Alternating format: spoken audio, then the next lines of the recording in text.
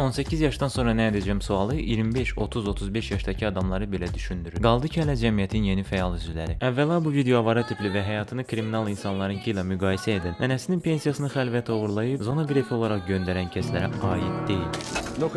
Ver görüm gitaranı bura. Dur siktir. The secret treasure hideout is built deep in the heart of the Chin Chin Mountain. Məktəbdən sonra bizim o qədər də çox variantımız olmadığına görə ilk öncə onlardan keçək. Təhsili davam etdirmək, qul şəraitində işə düzəlmək və ya bir neçə il daha valideynlərindən sallanmaq. Əlbəttə atanın həcəmatı əl verirsə, sən ondan 40 il belə sallança bilərsən. Yox, əgər maliyyə gəlirləriniz buna imkan vermirsə, o zaman valideynlərin sənin qarşında iki seçim qoyacaq. Ya get işlə adam ol, ya da ki təhsil al. Əslində bu yaşda işləmək də bir box deyil. Çünki təcrübəsiz, təhsilsiz və hər hansı bir qeyri-adi keyfiyyətin yoxdursa, sənin maksimum illər ərzində işləyib sonrasında özünü Sovetin Zındır Klass 07-sini almaq olacaq. Hələ 07 olsa da xoş bir haldır. O da kreditli. O da illik cəmi 99,9%. Əlbəttə səni bu cür qane etməyə bilər. Amma sən ətrafına baxsan, görəcəksən ki, yaşadıklarının xoşbəxtliyi üçün kifayətdir. Bu isə sənin qarşında gözəl şanslar yaradır. Çünki bəziləri üçün çayxanada domino vurmaq onun beyninin və bütün bədən funksiyalarının pik həddidir. İdeal variantı olar ki, siz məktəb vaxtından öz maraq dairənizi tapasınız. Amma çox təəssüf ki, bizim əksər məktəblərdə 4-cü, 5-ci dərsdən sonra müəllimi belə tapmaq olmur.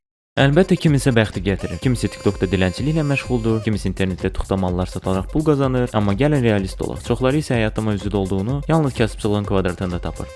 Valideynin yanından gedib getməmək sualı isə açıq olaraq qalır. Çünki bir tərəfdə free yemək, free istirahət, digər tərəfdə isə qaydalar və qadağalar. Valideynlərdən ayrıldıqdan sonra sən düşünəcəksən ki, artıq həyatı başdan ayağa kəşf etdin. Amma burada böyük bir amma var. Hətta mən deyərdim ki, böyük bir an var. Çünki evdən qaçmağına qaçdın, amma həyatda qalmaq üçün əsas olan bir şeyi edə bilmirsən. Bəli, söhbət yemək bişirməkdən gedir. Sözsüz, mən də razıyam ki, yanvarın dönəri tanrıların belə qidasıdır. Əlbəttə sən 30 yaşında qastritdən ölmək istəyirsənsə. Ona görə ilk mərhələdə yemək bişirməyi öyrənməlisən. Ən azından bir neçə sup növünü ərsəyə gətirməyə. Çünki leş at ətindən olmayan dönərin qiyməti o qədər də ucuz deyil. Hansı ki sən o pulu özün də bişirərək əvəzləşdirə bilərsən. Çünki sup bişirmək üçün ən ehtiyac olan şey sudur, o da demək olar ki pulsuzdur.